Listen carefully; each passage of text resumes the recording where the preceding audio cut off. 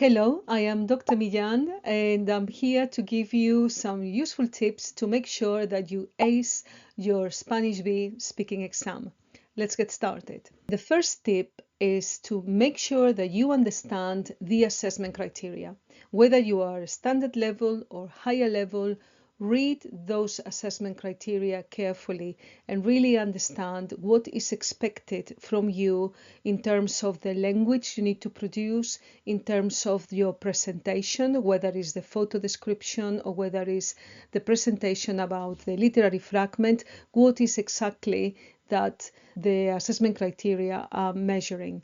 And the same for the conversation part of the exam. Tip number 2 is use your preparation time effectively. Not everybody prepares for this, but it's vital that those 15 minutes that you have at standard level to prepare for your photo description and those 20 minutes that higher level students have to read and prepare the presentation of the literary fragment, it is vital that you know what to do with that time. So what strategies are you using to make sure that you describe the photo effectively, that you analyze and cover the whole fragment effectively? If you do not know how to do this, I will be uploading some advice very soon. Keep watching. Tip number 3 is plan an impactful presentation. Whether you are a standard level student that needs to present a visual stimulus or whether you are a higher level student that needs to present your literary fragment, do not leave this to chance. Both presentations need a structure, and it is possible to plan this, to have a template for this. If you don't know how to do it, do not despair. I will be uploading some advice very soon. But just remember this, do not leave it to chance. Plan it. Tip number 4 applies to the conversation, and it is provide answers that are well developed and include cultural references. And how do you do this? So make sure that your answers are not vague or general.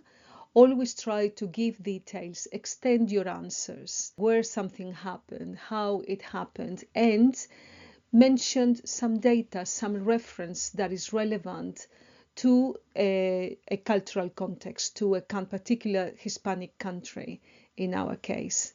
If you don't know how to do this, I will be uploading advice on strategies to make sure your answers are culturally relevant. Tip number 5, this is about language. Try to use complex language structures.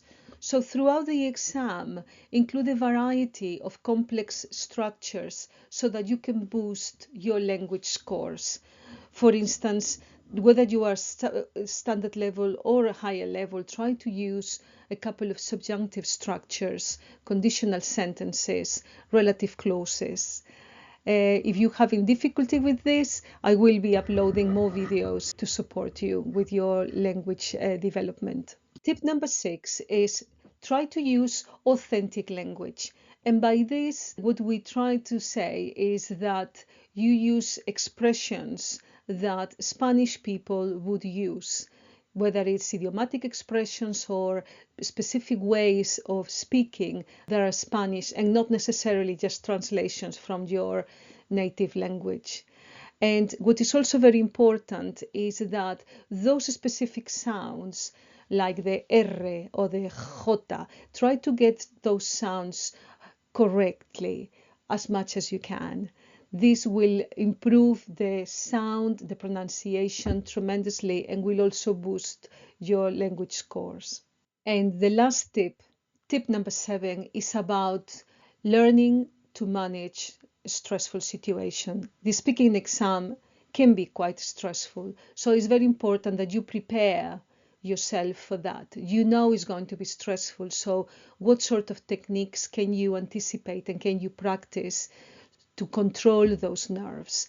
I recommend using breathing techniques and also visualization before the exam. Try to unleash that inner Spaniard in you.